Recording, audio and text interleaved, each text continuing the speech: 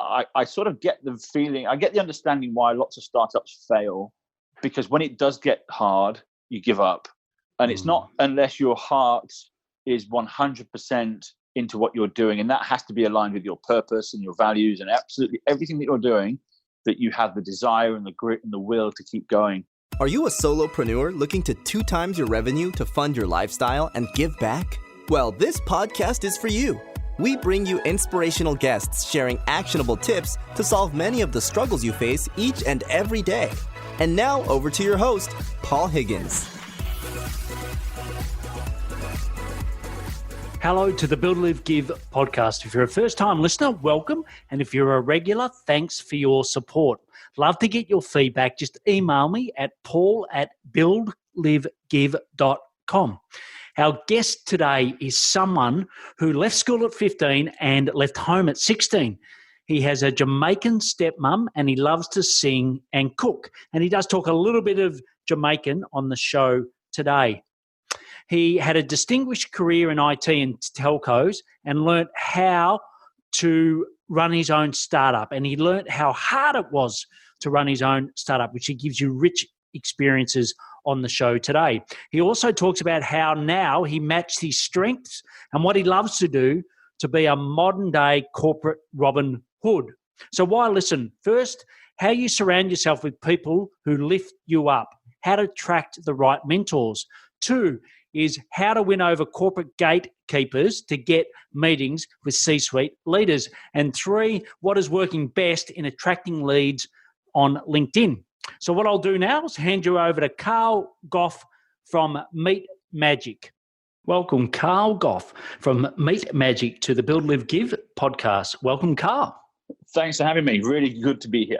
Yeah, and I'm really looking forward to this interview today. But why don't we just kick off with something that your family or friends know about you that we don't? That I was raised with a Jamaican family, and that I left school at 15 and left home at 16 and become a chef. So, Jamaican family, give us a bit more detail on that. How did you get raised by them? Well, would you like me to chat it in patois? We can't talk in English, really. Oh, sorry. Would you like me to speak it in Jamaican? Well, so my dad. This is back in the 70s. God, I was 2. And one day my dad came home with a black woman and goes, "This is your new mum," and that was it. I had 2 little sisters. My parents had divorced my biological mum, and my new mum, Elaine, she had 4 kids of her own, and so we all lived in the same house. Wow. Yeah. And obviously at that age you learned to speak Jamaican. Pretty much, yeah, and cook, by the way. And yeah, I mean, I've lived in Tokyo as well, and I tell you, one of the strangest things ever is when a white guy in his suit goes into an African club, gets on stage and starts singing Jamaican. The entire place, the entire place just goes, "What the hell am I seeing here?" That's brilliant. Well, I do know we've got some listeners in Jamaica, and I've definitely got some clients there. So there you go. So if you want to do a quick shout out to them, go now. One people, enough respect. Brilliant. Excellent.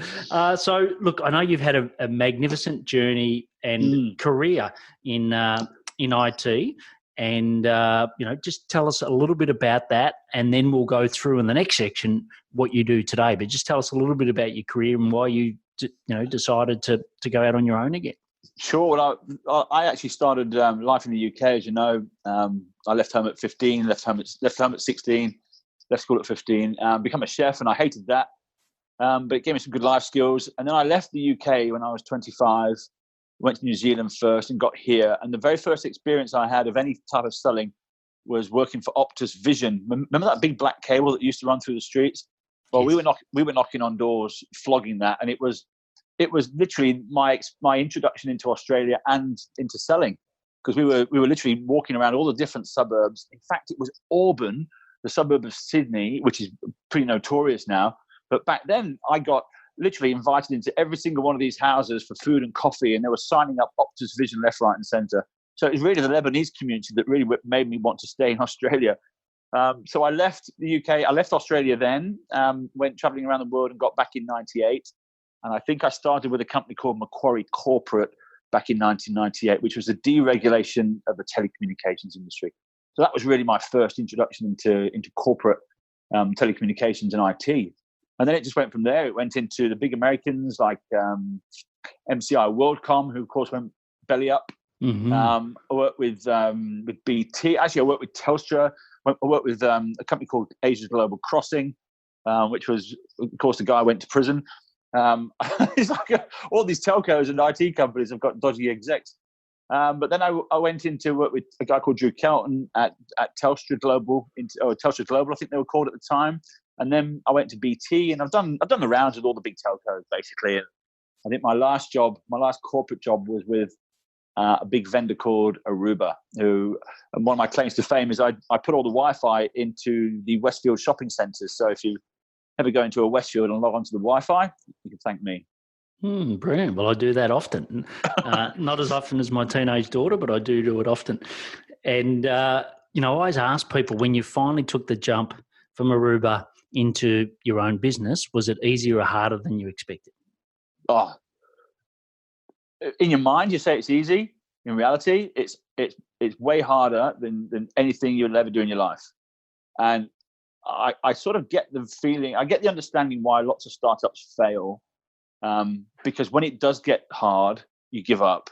And it's not unless your heart is 100% into what you're doing. And that has to be aligned with your purpose and your values and absolutely everything that you're doing, that you have the desire and the grit and the will to keep going. Because I can tell you, it's not easy. In fact, when I jumped off the cliff the first time, the old adage of entrepreneurs, you jump off a cliff and try and build an airplane before you hit the floor. Yes. Well, that's exactly what I tried to do. And you run out of cash, and then of course your creativity disappears, and so you end up going to get a job again, and then you hate the job because you're not delivering on your passion. And so it's that cycle of getting a job and then making some money and then quitting again. I've done that for sort of 2.5 years, which was traumatic. But you have to keep the bills being paid, of course. And when you've got a startup, it's not all the time your startups makes money. So how do you survive and keep going? And that's the challenge. So for me, it wasn't easy at all. I mean, people always see the success. That's all they see. They never see the blood, sweat, and tears, and the pain, and the struggle, and the sacrifice, and everything that you go through to get it to that point. And that's so it's definitely not easy. Unless you're lucky and you've been blessed with I don't know, $1 million worth of family money capital or something like that. And I've not had any capital whatsoever from anyone. Except a couple of friends who have given me 10, 20 grand here and there. I've done it all myself, and it's been absolutely difficult. But this is how stories are built. So true. And who sort of supported you? Have you had mentors or anybody that supported you through this journey of running your own businesses? Yeah, look, I'm surrounded by literally amazing people, and one of the things I tell my daughter is make sure the people you surround yourself with lift you up, because if they drag you down, the likelihood is everything around you will get dragged down. So I've just made sure that I've really surrounded myself with amazing people who have been there, done that, people who I know I can call upon and help.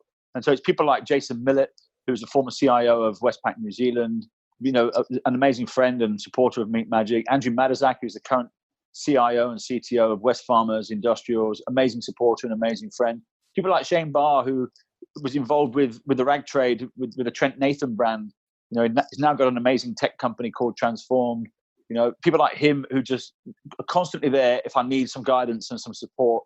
And they've just been through it all already. They've been through absolutely everything. They've been through the pain, the success, and all that sort of stuff. So I've got a group of people that I can call upon any time of the day. And it's even people like Paul Keane, who's the head of software engineering at Qantas, who loves what we do and gives us some tips and some guidance to go and do some creative stuff as well. So it's just that those peers sort of and mentors.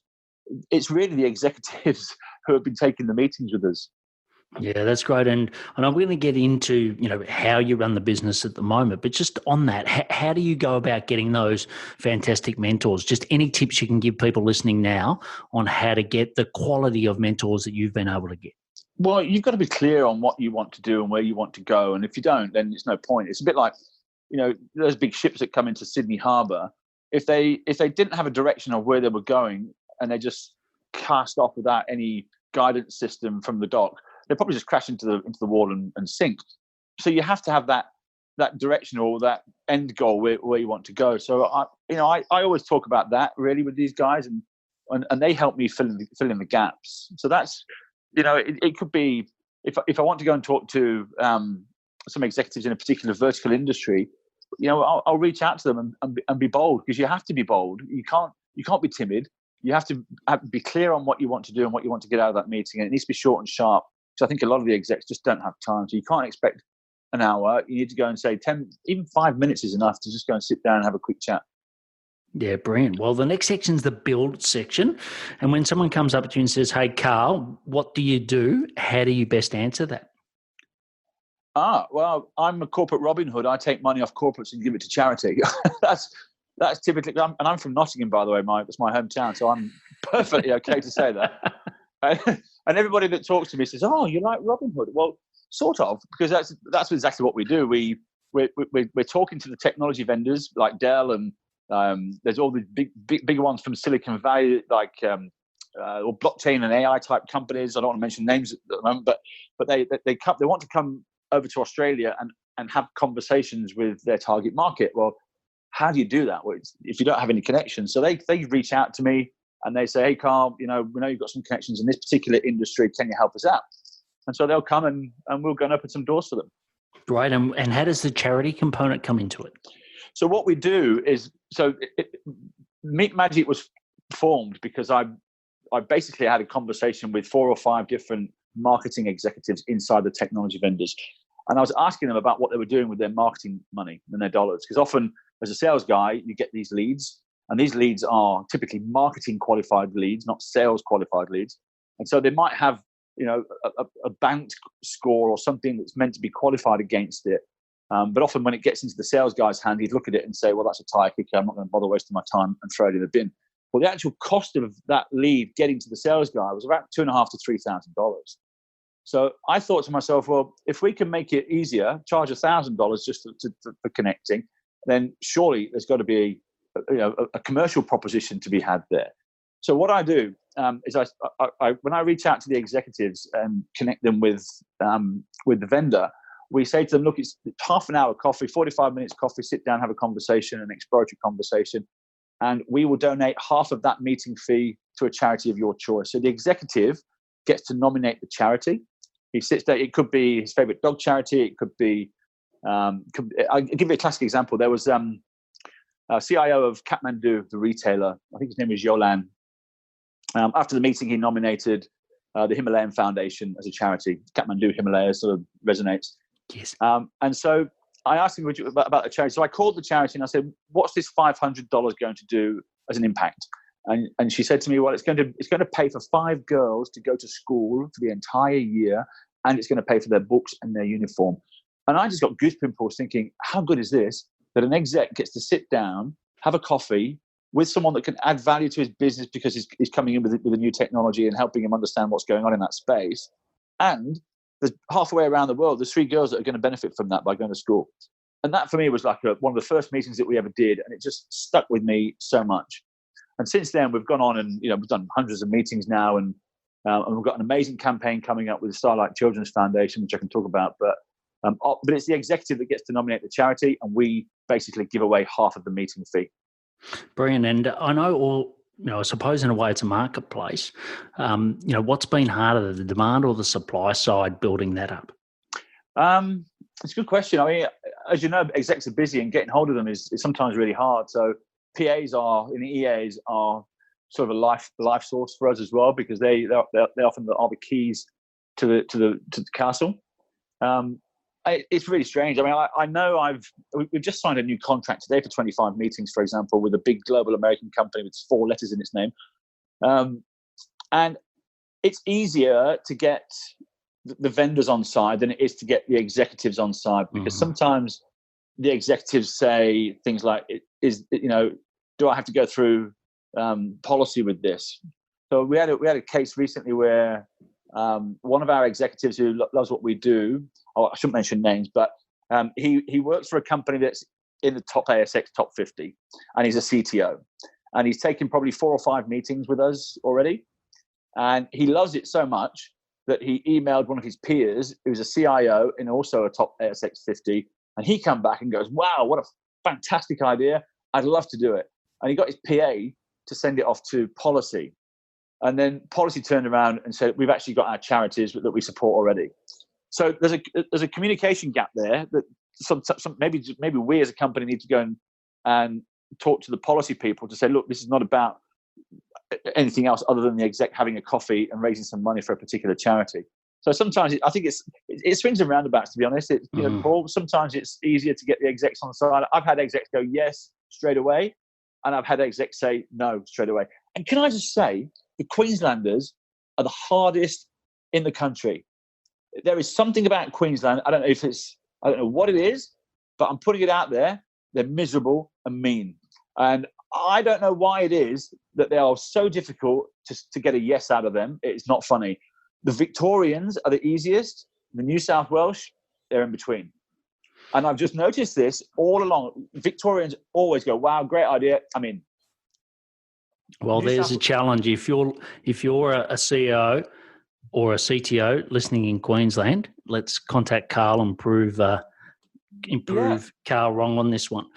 And I know, Carl, there's a lot of people listening deal with, CEOs, CTOs, other C-suite people to get in front of, and often the VA or the EA is the sort of the gatekeeper.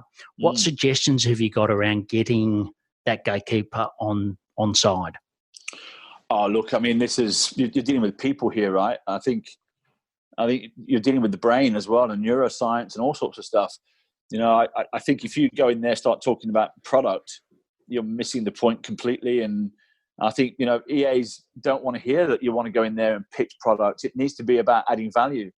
If you're not adding value in a meeting, but I think one of the strategies. Look, here's a classic one.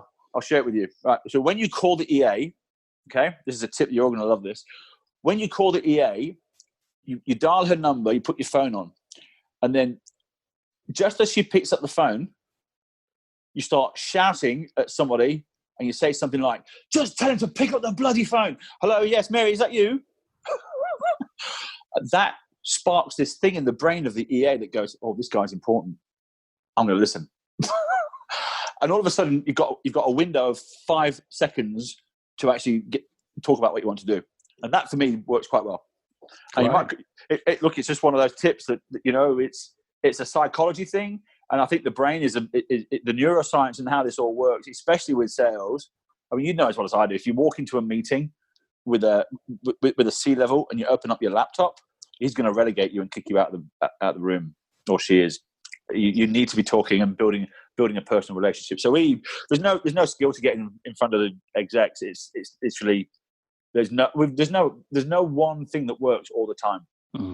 I think everyone knows that. It's you either connect with them or you don't. And we often connect from the heart, which helps a lot. And I think the sales guys, when they turn up for the meeting, we always ask them to ask the question, what charity are you supporting? And that elicits this emotion of, well, I'm supporting, my favorite dog charity because I lost my dog, or I'm supporting cancer because I know someone that's, suffering with cancer. And that just opens up the heart, and they have a conversation about that for 5 minutes. And then it turns to, so what do you guys do? And so it's a different part of the brain that's being accessed. It's not the fight or flight that's being invoked. It's very different. So that sort of is helping the sales guys. And often the sales guys call me afterwards and say, that was a great meeting. Because they've had a human connection, not a sales connection. Great. And look, I think it's fantastic what you're doing. What's your biggest challenge at the moment to grow this Robinhood adventure faster?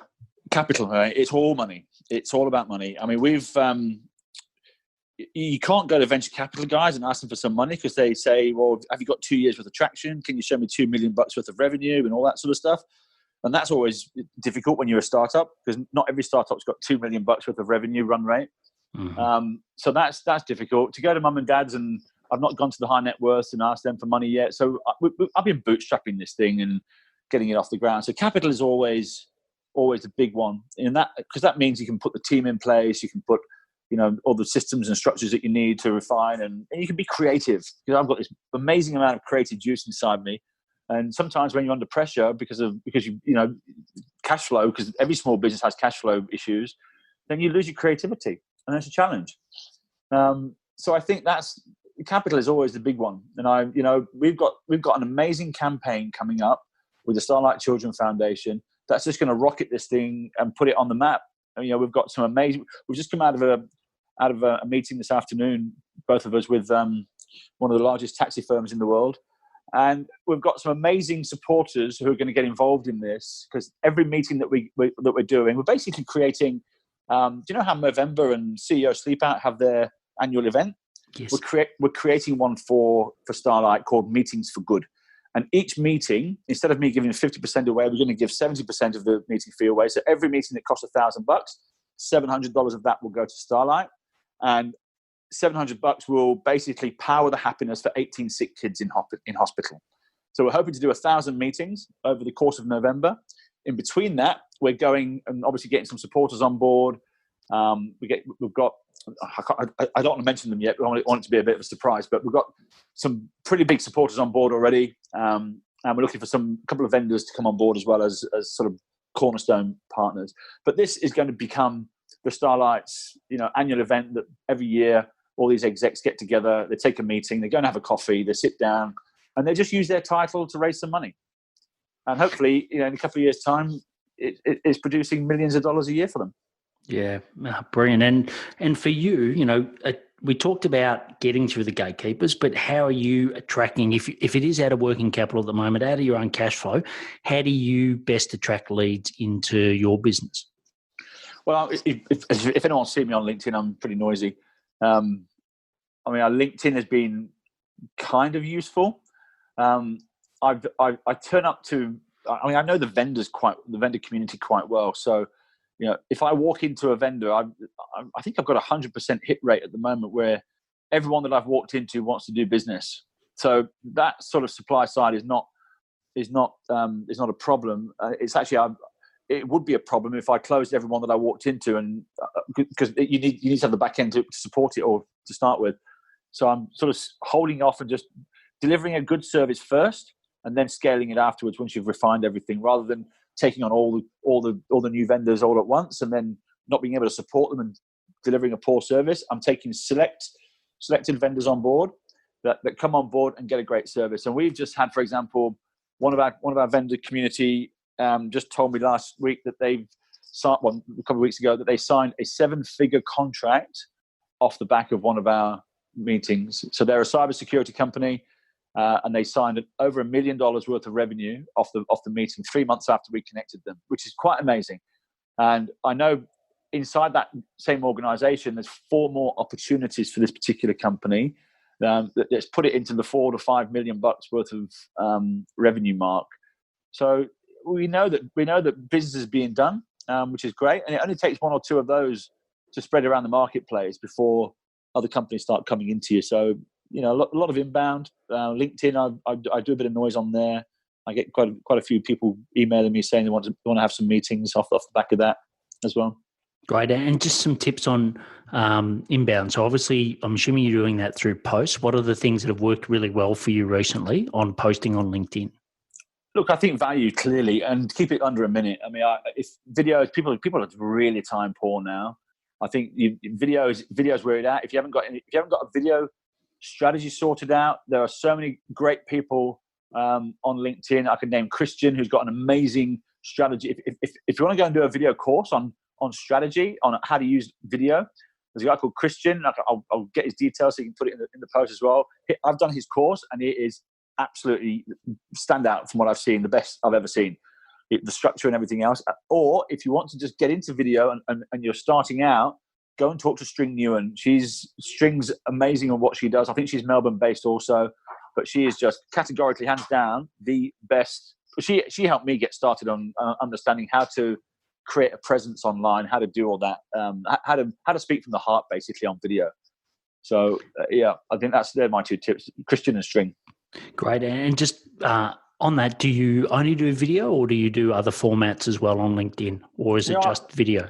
I've sent a few whale pictures out, a few whale videos, and I think they get quite good traction sometimes, but I don't think you get much out of it. I think you really need to engage with other people that are in your target market. You've got to go and engage on their posts. That's what you should be doing. And I think you need to post once a week or twice a week if you can.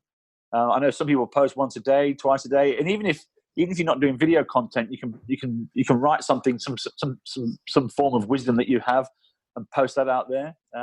So I think LinkedIn really is about social credibility. I think it's about building up that awareness, and I'm sort of grateful for the fact that there's a good group of people around me on LinkedIn now that support and engage what we do, and that sort of builds the social credibility that I think people look for when they search for you. So, yeah.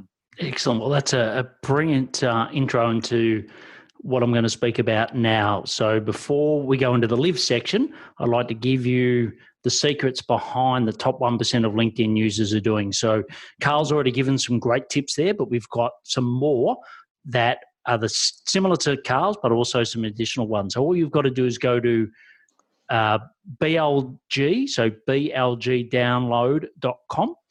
And what you'll find is a way that we're getting members around 5 to 10 quality leads a month without being icky. And I think, Carl's great testament to that it's got to be relationship based. It's got to give value. So we've definitely done that. So if you'd like enjoyable leads, just go to blgdownload.com. So now to the live section, Carl. So tell us about some daily habits that make you successful. Oh, well, I mean, this is, I'm a massive believer that routine sets you free. Now, if I open up my phone right now, every day of the week, there's a morning routine. So I wake up at 5 o'clock and I have 10 or 15 minutes meditation. That's it. First thing that goes into my brain is stillness and quietness and things about, I put myself in the position where I want to be already. That 15 minutes is critical for me to do every single day. So if you're going to go out on the juice and get gassed up every 3 or 4 nights a week, you're not going to be able to do this. But that, for me, to be able to put yourself in a position where you're grateful and happy that you've got everything that you need right now, and not in a position of want, because if you start giving out to the universe that you want this and you want that, you're just going to get more want.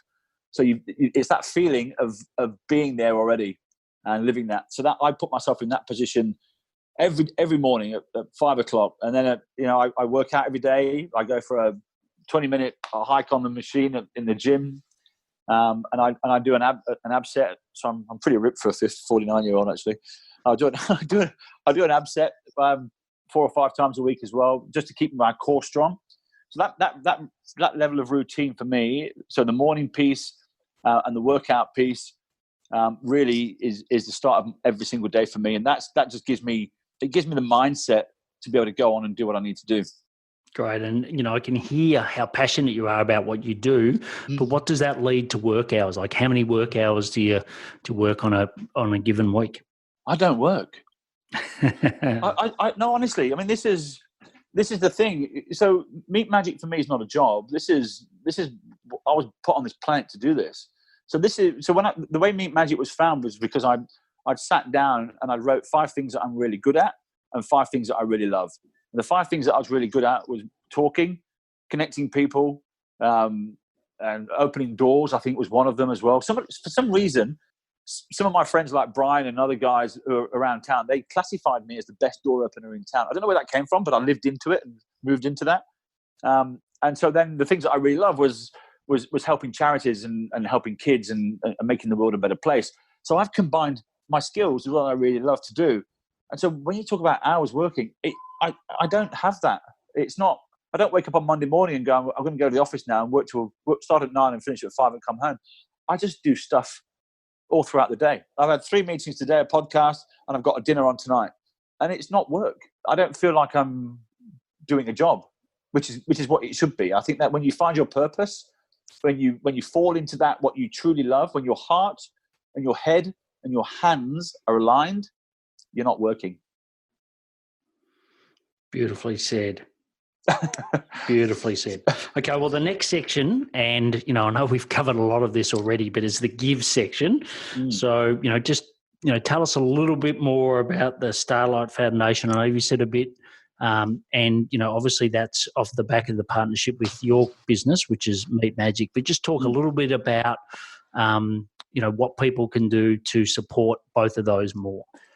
Well, brilliant. I'm so excited about this. It was actually Paul Keane, the head of software engineering at Qantas. I think he's interim CTO at the moment, but he said to me, Carl, I really love what you're doing. I want you to go and meet with Matt. Matt's the head of partnerships at Starlight. So I sat and had a coffee with Matt, and he said, wow, this is great. Let's do this thing. And so we went about creating the idea of this thing called Meetings for Good.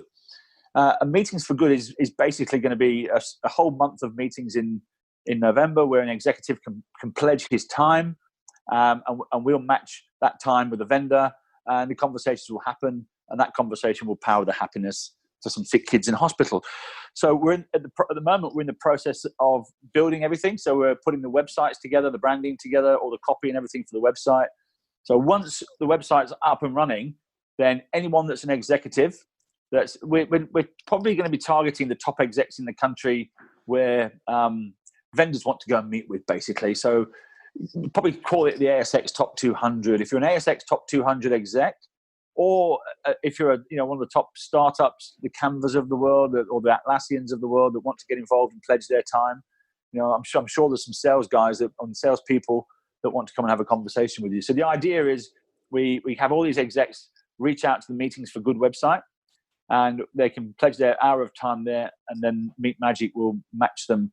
So it'd be great if we can somehow spread the word, because I'm sure there's going to be a massive media campaign around it once we get started. I know what Starlight are like. They've got a media team that are demons, so they'll be pushing it all out there. But if you know of any execs out there that would love to get involved, and we'd love to have them on board. Excellent. So the last section is the action section. So the first question is, what are your top 3 personal effectiveness tips? Look, I think if you're not reading every day, you're missing the point of life, because I know everyone's a bit cliche, but if you're not growing, you're dying. It's like a flower. There's no in between with life. So there's no grey area in between. You're either growing or you're not. And it's the same with the business. You're either growing or you're not. So I'd be reading every single day. I don't watch TV. I think it's garbage. I don't watch the news because I don't want all that negativity stuff. You watch the news every day, you'll find the quality of your thoughts dropping off very, very quickly. So I believe, your belief system is what drives your thoughts. And if your belief system is that the world's crazy because everyone's killing each other, then that's what's going to drive your thoughts, and it's what you're going to attract and bear witness to. So I try and read good stuff and listen to good stuff. And those things for me are really the foundation of a good mindset. If you're reading your inspiration and you're listening to people that are adding value to your life, if there's one podcast to go and listen to, it's that NPR How I Built This. Go and listen to Melanie Perkins' Canva story. Wow. I mean, here's a girl that was told no, God knows how many times, and she knew what she wanted to do. And now she's $1 billion business. So that's an amazing story. And it's just stuff like that I listen to. So those things for me, the reading and the growing is really important. Eating properly is obviously very important as well. And it's just, taking care of your body, because your body and your mind is all you have. And if they're not in a good space, then everything else is going to fall apart. Excellent. And what's a piece of technology that you couldn't run your business without? Oh God, Ring Central, without a doubt. So if anyone that's not got Ring Central yet, they really need to get into this. So any company that's still running with a PABX in their office, get off it and go and get Ring Central, because all that capital cost comes off the books. And Ring Central basically is it's unified comms. It's basically cloud-based business communication. So you've got Zoom built into it. You've got video conferencing, audio conferencing, telephone calls, everything that you need to communicate and collaborate with Teams. There's like a version of Slack in there called Glip, and it's all in one app on your phone. So this for me is it's where I live my life, basically. I've got my Teams on there. I can communicate with them, messaging with them. I can call them for no cost. I can Zoom them and video conference with 10 or 20 of them if I need to at the drop of a hat. It's all linked into my calendar. So that one thing alone is business critical for me. Brilliant. And the last question is the biggest question I'm going to ask you, and you've touched on this a little bit during this interview, if not a lot, but what's the impact you want to leave on the world? Look, I mean, if I look at the goal of Meet Magic, it's to donate $250 million to charity. That's my dream. That's my goal. And I know that when you're given $250 million away, you've probably left the world a little bit better. So that's really that's the business goal that I have. And to get there, I know we need to do 10,000 meetings a month. And 10,000 meetings a month is pretty simple when you think about 10 big cities around the world doing 1,000 meetings, a month. It's not that much when you look at it that way. And so that's my goal. And my other one is just to make sure that my kids have the best head start in life, by putting great things into their minds and making them strong and powerful and not afraid to have a go. Brilliant. Well, you can find out more about Carl and all the great work that he's doing at meetmagic.org. And Carl, when you set up the meetings for good, what do you think will it be a .com, a .org? It'll be meetingsforgood.com.au, I think it will be. Okay. I think that's what's been allocated to it.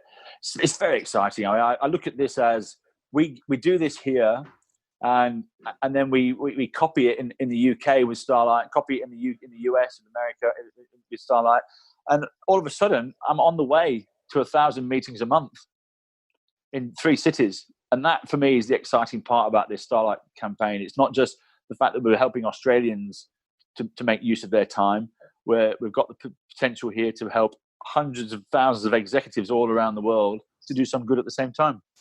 Excellent. Well, thanks for sharing your journey today. It's very inspiring and right in line with the values of Build, Live, Give. So brilliant having you on, Carl. And we'll put all the links and all the actions that are mentioned in the show notes. But once again, thanks for coming on and have a fantastic day.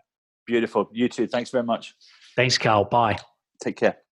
That was a truly inspiring interview with Carl. I hope you enjoyed it as much as I did. You can get the show notes at buildlivegive.com. Just go to the podcast section. And if you'd love to be a guest on the show, just click the email logo on our homepage and you can request to come on the show there. If you also want to get more leads with LinkedIn, as I mentioned during the podcast, just go to blgdownload.com. Please take action to build your business, to fund your lifestyle, and give back. Thank you for listening to the Build, Live, Give podcast. If you like what you heard, please subscribe and leave us a review. It would mean the world to us.